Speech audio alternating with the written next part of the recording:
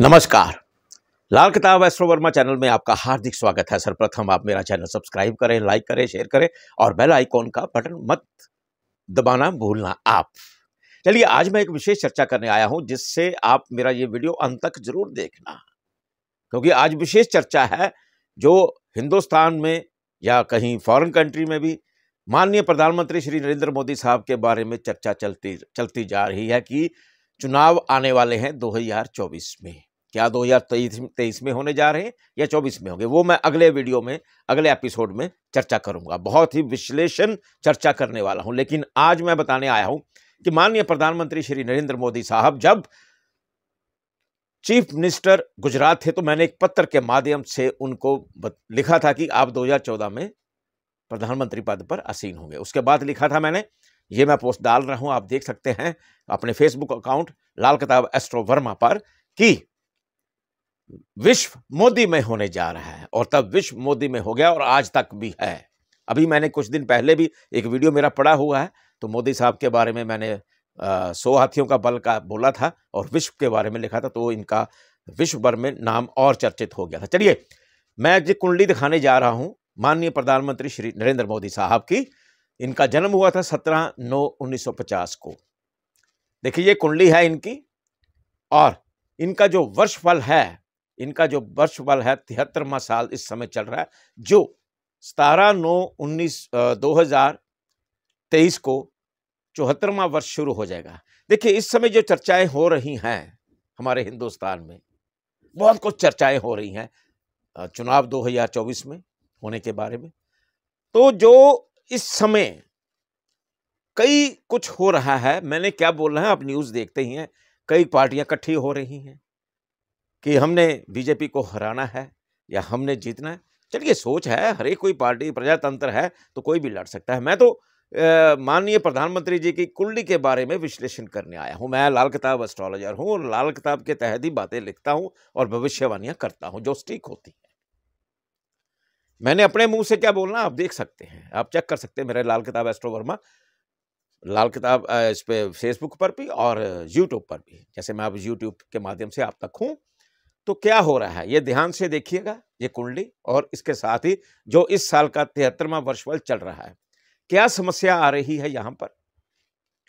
सिर्फ राहु जो द्वादश भाव में है, द्वादश भाव का राहु जो है वो परेशानियां देता है और शरारतें होती हैं। यहां शरारतें कैसे हैं कि प्रधानमंत्री नरेंद्र मोदी साहब की जो कुंडली है, वर्षफल में राहु द्वादश भाव में होने के कारण यहां मंत्र जाप नहीं करवाया जाता, ये ध्यान रखिएगा। अगर मेरा वीडियो माननीय प्रधानमंत्री जी सुन रहे हैं, देख भी रहे हैं किसी माध्यम से, तो राहु का जाप नहीं करवाना है। पहली बात, आप सभी के लिए भी, जो नेगेटिव प्लैनेट होता है उसका जाप या मंत्र उच्चारण नहीं किया जाता, जैसे उससे और पावर बढ़ती है उसकी। अगर पॉजिटिव ग्रह है तो तब मंत्र जाप करिए, उसकी पॉजिटिविटी और बढ़े, नेगेटिव को रोकना होता है। तो इसलिए ये चीजें उनकी, ये 16/9/2023 तक ऐसे जो समस्याएं खड़ी हो रही हैं या उनके विरुद्ध खड़े हो रहे हैं, सभी एक साथ होना चाहते हैं कि किसी तरह इस शख्सियत को हरा दें। चलिए, वो तो चलता ही रहेगा। ये देखिए, दूसरी ऑपोजिशन पार्टी होती है तो वो तो कोशिश करती है कि हम लोग सीट पर बैठे और उतार दें। लेकिन अब मैं बताने जा रहा हूं माननीय प्रधानमंत्री जी का वर्षफल।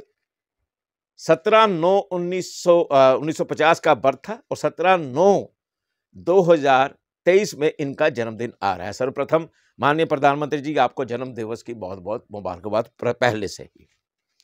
अब क्या होने जा रहा है, देखिए, ध्यान से देखिए, ये कुंडली आपने देख ही रहे, और ये 74वां वर्षफल में क्या है देखिएगा ध्यान से। मंगल चंद्र चतुर्थ भाव में, सूर्य केतु बुध पंचम भाव में, राहु जहां ये जो विरोधी का ना उथल पुथल करेंगे छठे भाव में, और बृहस्पति जो है अष्टम भाव में, शुक्र शनि दशम भाव में, जहां वो पहले से ही कुंडली में भी विराजमान है। अब जो मेरी गणना है, जो मेरी सोच है, मेरा दावा नहीं है कोई भी, मैं कैलकुलेट कर रहा हूं। एस्ट्रोलॉजी जो है, गणना है, एक ज्योतिष ज्ञान जो है, वो मैथमेटिक है।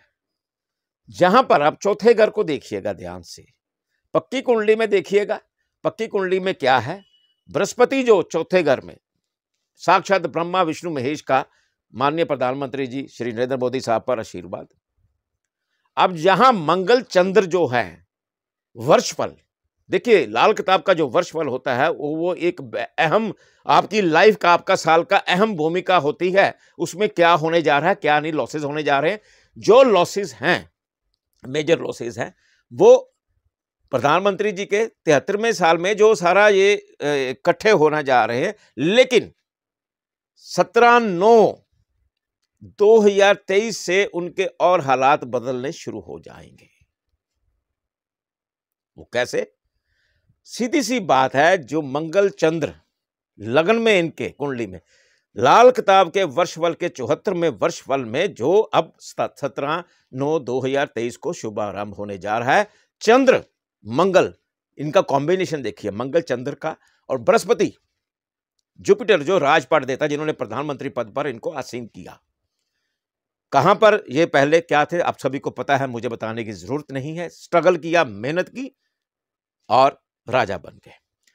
तो देखिए ये जो है प्लैनेट चंद्र बृहस्पति पहले से ही कुंडली में, मेरा जो कॉम्बिनेशन, मेरी जो सोच है, लाल किताब के अकॉर्डिंग बात करता हूं मैं, यहां गज केसरी योग बनने जा रहा है और खूब दहाड़ेंगे प्रधानमंत्री नरेंद्र मोदी साहब, क्योंकि शुक्र शनि जो वहीं पर आ गए हैं दशम भाव में, पक्के कुंडली में और वर्षफल में भी शुक्र शनि आमने सामने, शुक्र शनि एक साथ।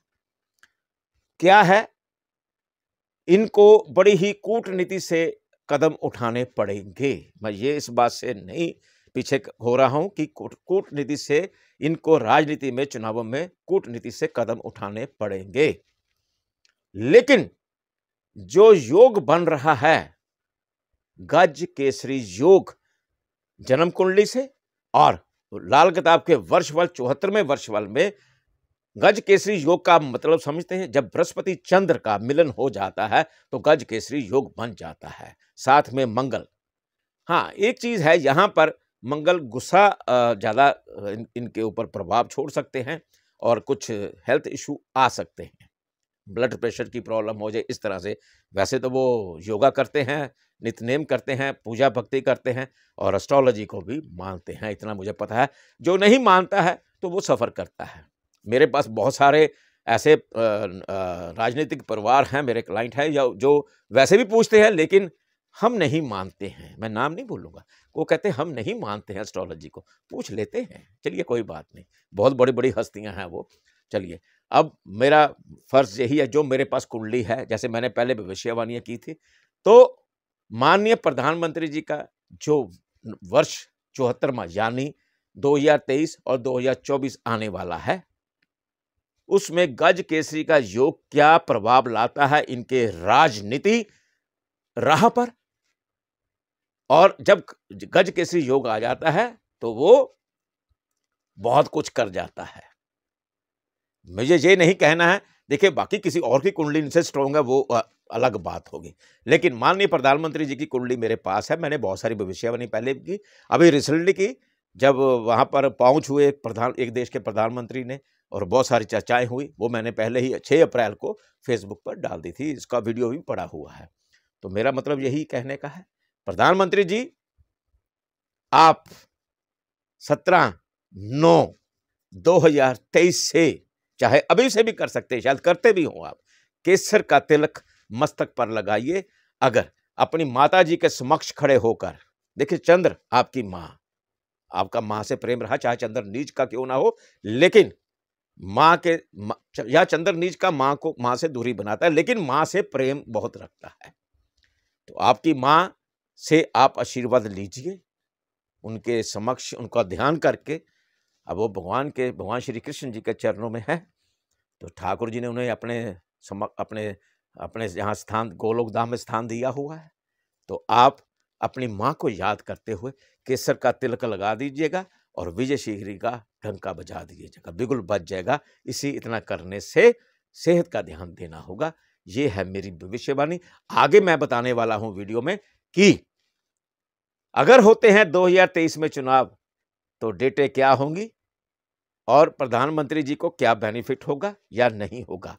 अगर होते हैं 2024 में चुनाव तो प्रधानमंत्री जी दोबारा प्रधानमंत्री बनते हैं या नहीं है, तो मैं उनके बारे में विश्लेषण करूंगा। अब मुझे आज्ञा दीजिएगा। मेरा चैनल सब्सक्राइब करिए, लाइक करिए, शेयर करिए और बेल आइकॉन का बटन अवश्य दबाइएगा। नमस्कार।